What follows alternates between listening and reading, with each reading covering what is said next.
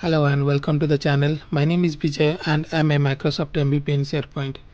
In today's video, we are going to discuss about SharePoint list view threshold issue, and we will discuss in SharePoint Online as well as in SharePoint on premises as well. So for this, what I have done is I have written a complete tutorial on the same. What are the error messages you will get? What are the things that we will do to overcome it? How we can increase this in SharePoint on premises? How it will behave in SharePoint Online? So I have documented everything in an article. I'll explain it from there. I don't want to again put the same thing in the PPT. And wherever is required, we will go to the SharePoint site and we will check it. Now these are the kind of error that you will get when you will try to retrieve more than 5,000 items from a SharePoint Online list or SharePoint on premises list. Now these are few things you might get this error in Power Apps if you are working in Power Automate, if you are working in REST API, CSAM, any thing you will work on, you will get this error. So you can see here the number of items in this list exceeds the list view threshold, which is 5,000 items. You might get the error as the view cannot be displayed because it exceeds the list view threshold. Also you can see the attempted operation is prohibited because it exceeds the list view threshold. In SharePoint Online, in SharePoint on premises, you'll get this error. Now what exactly this error? So Microsoft put a limit or a threshold not to retrieve more than 5,000 items in one go. So in one view it should not get more than 5,000 items from that. So when I'm talking about items, also it's about files in the library. So the issue is with both SharePoint list as well as with SharePoint document library as well. So if you will open a list view and if you try to retrieve more than 5,000 items, then you will see this error. You can see if you go to the list settings page, by default you can see this screen will come over there. Now as I was telling, you can see this is what is the error as well. Now there is no problem at all in storing the items. So you can store more than 30 million items or file in a SharePoint list or library. So the problem occurs when you try to display it or when you try to retrieve at one particular query. Now why exactly this issue came? The issue actually is not with the SharePoint, is with SQL Server. That has been, there is a restriction on that. So behind the scene, all this data are storing in the table in SQL Server. So for taking into performance into the into consideration, SQL Server will lock the table if you try to retrieve more than 5,000 items till the query executes. So that is the reason we get this error.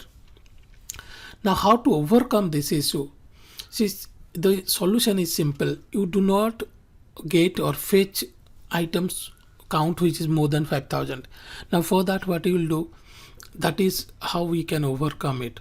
So first of all, if you are using SharePoint Online modern experience, then you should use the SharePoint modern list and modern library. So if you'll see the loading or the paging, you will see that when you'll scroll down, then it will keep on loading the items. So that is one thing. The second thing that you can try is even in SharePoint 2019 you will see the modern experience, so you should use that one. The second one is you plan it. So when I'm saying you planning it, so you analyze the list.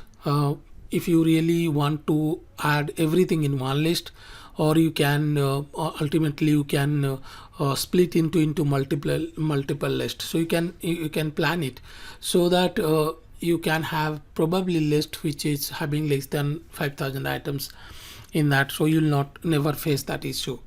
So that is one thing you can plan it. Second is the views. This is quite important. So you can create a lot of views on that. So basically when you will create a view, what will happen is it will allow you to add some filter condition into that.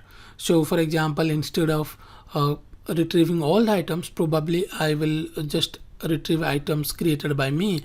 You can add some filter like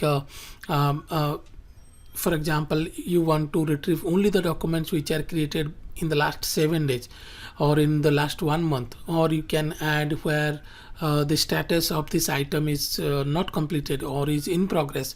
So in this case, what you can do is you can actually restrict the number of items. Definitely, if I'll put a condition, then I might get less than 5,000 items on that.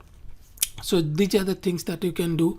So while filtering, that's very important that we should filter on the index columns. So you can create index column on that. So let's say if I'll go here to, let's say project documents is a library where we have the documents here.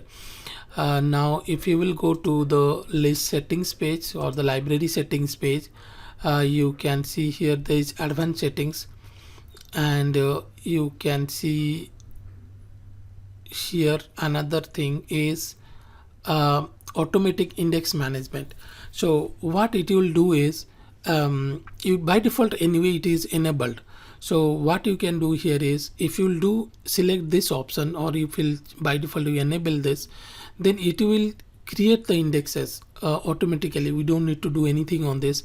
So once the list has more than 2,500 items, so it will create it.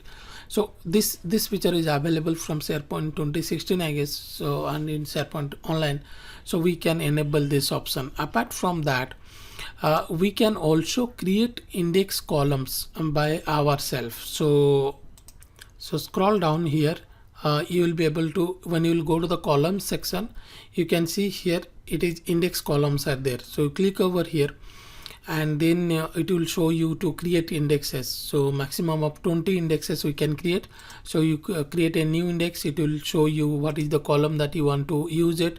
So obviously if you have multi-line text box, that kind of columns will not be available.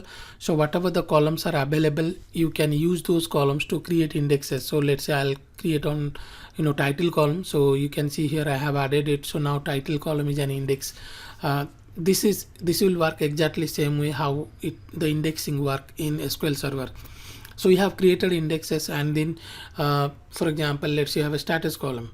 So you can use that as an index, and you should use those kind of columns when you are creating the views. So that thing you can do that. So maximum of 20 index columns that you can create. But you can see here there are certain columns which are supported, that you can use it here. Now the other one also I have explained how we can do automatic index management. Another thing that you can try is the metadata navigation and filtering setting. I have put a link over here. So this is basically, if you'll go to the settings, and you can see here there is enterprise metadata and keyword settings. So once you will enable this option, you will be having one column where you can add your metadata, and that you can use in your filtering. So I have put that link, you can have a look at that as well. So that is the thing also you can do it. You can use also group by, so that is also another option which you can try. So you can so what will happen is, let's say you will do group by let's say status column, so that you will be able to get only which or you can see the records by a group by. So let's say in progress, it will, if you'll expand that, then it will open all the items which are in status is in progress or completed or not completed, whatever it is. Now there is no way that we can increase this limit from 5,000 to more than 5,000 in SharePoint Online. Microsoft doesn't allow us to do that.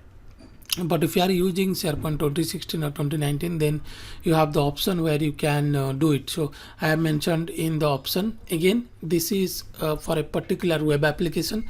So let's say your web application is XYZ, then you can enable this you can increase this threshold limit in for that particular web application. And imagine if you will do that, then entire site collection shop sites, so it will available everywhere. So the list view threshold will increase for everywhere.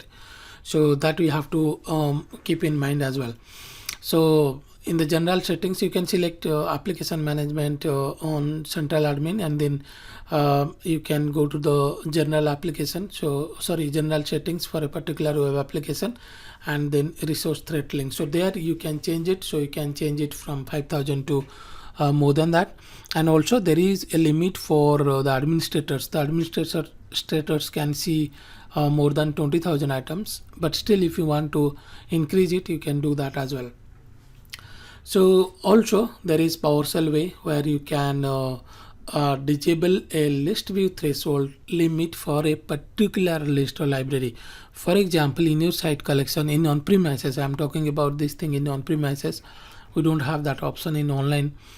So in that on-premises, we can use PowerShell. You can see here I have used PowerShell. Here you get the particular wave, and then you can see here I'm getting the particular list and enable threatening false. So that is very important. So and then what will happen is the list view threshold will be disabled for this particular list.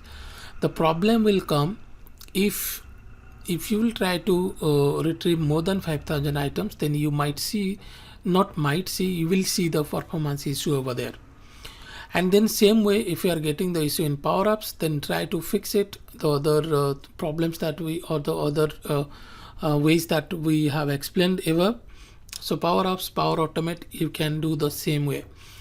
Now in CSUM also, or the REST API, you can get that error. So if you are getting that error, you have two options. Either you can follow the above approach that we discussed to fix it, and the other thing is you can retrieve items in batches. So for example, you will retrieve first 30 items, then 31 to 60 items, then 61 to 90 items, like this. You can programmatically, you can retrieve that one. So this is how you can deal with list view threshold limit. The best thing is you plan it before. Do not wait for this thing, the error will come and then you will plan it. So you plan it before, and then you, based on that only, you can do it. So the common thing that you can do here is, let's say even if you will not be able to split the list, you want all the information of the file should be there in one particular list, then what you can do is, at least you can have index columns. You use those index columns in the filter views. So you create a lot of views on that, and then you also at the same time you also create indexes in multiple columns. So you have up to 80 columns, up to 20 columns you can do it. So that's what you can, you should be able to do those things. So if you want similar kind of videos, then subscribe to our YouTube channel. You will get videos on SharePoint, Office 365, Power Platform, SPFX. We are providing videos weekly on these technologies. So thank you and have a nice day.